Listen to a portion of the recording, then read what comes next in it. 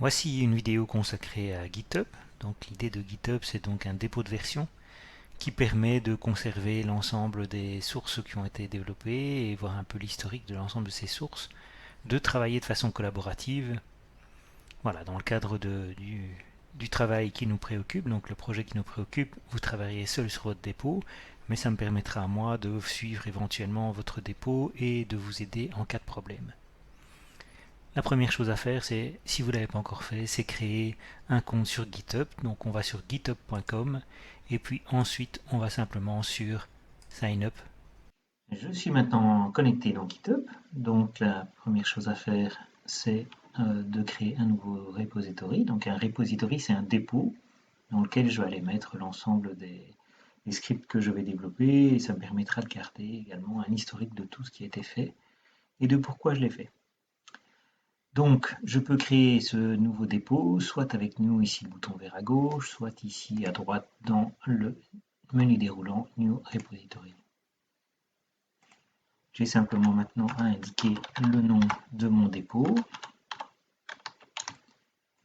Je choisis le fait qu'il s'agit d'un dépôt public ou privé. Je propose pour le moment de le laisser en public pour que je puisse y accéder. Et puis je clique sur Create Repository pour avoir mon dépôt. Voilà, c'est déjà fait.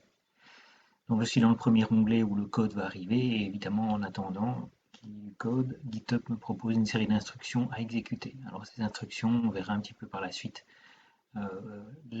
l'exécution de ces différentes instructions dans Visual Studio. Je suis à présent dans Visual Studio, donc la première chose à faire c'est de ouvrir un terminal. Voilà, donc on l'a vu juste avant, la première instruction c'est git init, ça permet d'initialiser le dépôt, le dossier où va être contenu toutes les informations concernant GitHub. Il est créé, pour le moment on ne le voit pas sur la gauche, mais si je vais voir dans mon navigateur, ici je vois bien dans mon explorateur, je vois bien un point Git qui a été créé, je suis prêt. La première chose à faire c'est, pour le moment j'ai un ensemble de fichiers qui sont réalisés, mais je vois que tout ce qui est en vert en fait sont des fichiers qui vont être envoyés, et donc je vois ici sur la gauche 330, donc c'est évidemment 330 fichiers que je n'ai pas fait. Donc avant d'envoyer quoi que ce soit sur GitHub, je dois d'abord réaliser un premier fichier qui s'appelle gitignore, qui va me permettre de dire que on n'envoie pas sur GitHub tout. Alors c'est un point gitignore.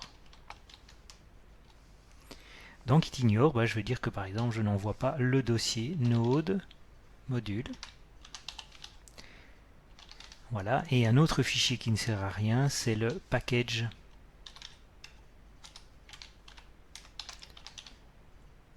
lock. Donc le package.json sert, mais le lock en fait lui enregistre toutes les dépendances et donc il ne sert à rien dans ce cas-ci.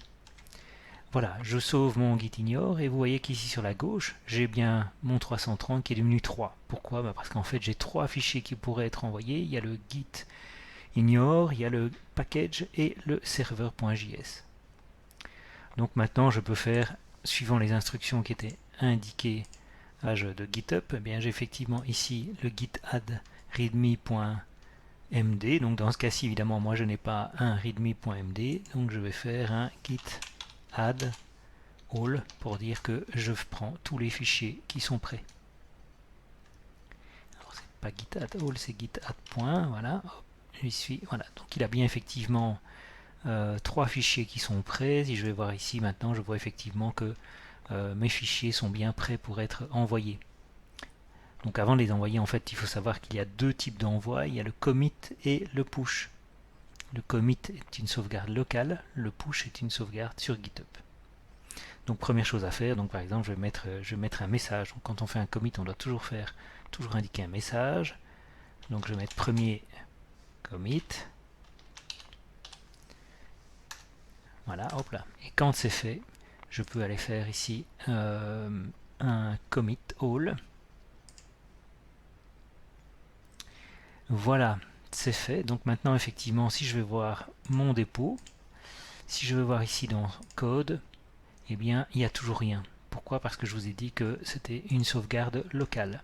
Donc une fois que la sauvegarde locale a été faite, donc je peux faire par exemple un deuxième commit. Bon, d'abord faire une petite modification.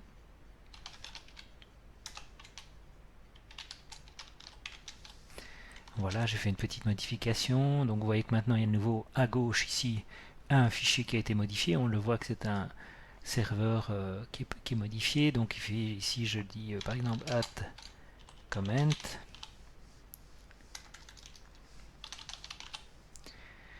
Je fais simplement le commit.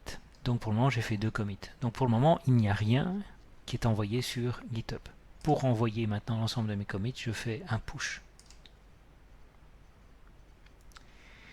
Alors il me dit que ici en bas à gauche que pour le moment je n'ai aucun dépôt qui a été configuré. Alors pour ça, si je vais retourner dans le fichier qui a été la page qui a été générée, eh bien on voit qu'en fait ici je dois indiquer le git remote at origin. Je vais le faire. Voilà.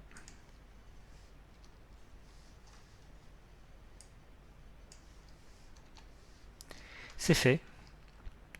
Et donc maintenant, si je recommence mon push, j'envoie à ce moment-là l'ensemble des informations sur GitHub.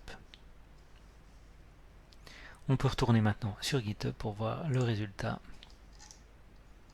Je clique sur code et je vois qu'effectivement mes 3 fichiers sont arrivés.